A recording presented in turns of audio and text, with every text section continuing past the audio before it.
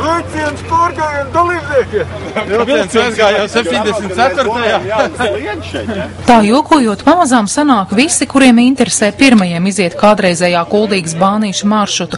Ideja, ka šo pilsētas lapus nevajadzētu aizmirst, radusies pirms 5 gadiem, bet, iegūstot līdzekļus Hipotēku bankas projektu konkursā, izdevies izveidot profesionālu turismu maršrutu kājām gājējiem. Šī projekta rezultātā mēs arī izveidojam jaunu, unikālu, ļoti profesionālu topogrāfisku karti 50. mērogā, kurā ir iezīmētas visas vēsturiskās dzelzceļa stacijas. Šaursliežu dzelzceļa satiksme no Kuldīgas uz Alsungu atklāta 1935. gada 1. septembrī.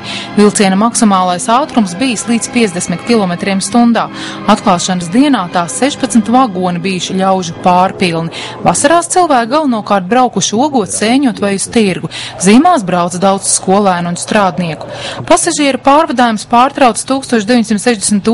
gadā, bet sliktā stāvokļa dēļ dzelzceļu slēdza 12 gadus vēlāk.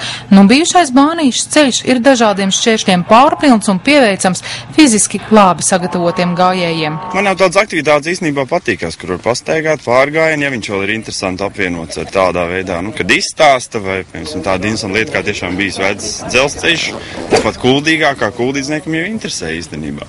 No vēsturiskā aspekta. Nekad nav vietas, nekad nav tāds nekas zināts, ir, protams, skolā kaut kas stāstīts, bet interesanti, lai varētu tālāk arī bērniem pastāstīt. Mēs te kaut kad stāvējām ar mašīnu, tajā laikā arī mašīna bija brīnums diezgan liels. Un tad bija tā, ka tas bāns pat apakš nāca cauri, tad tas tilts pazuda, vienkārši nevarēja tiltam pārbraukt pār, tāpēc, ka neredzēja, kur viņš ir. Tad tie dūmi, ka izklīd un tie tvaiki, tad atkal varēja braukt tālāk. Maršruta garums ir 29 km, kur var iziet 2 dienās. Dabā tas nav marķēts, bet atpazīstams pēc uzbēruma.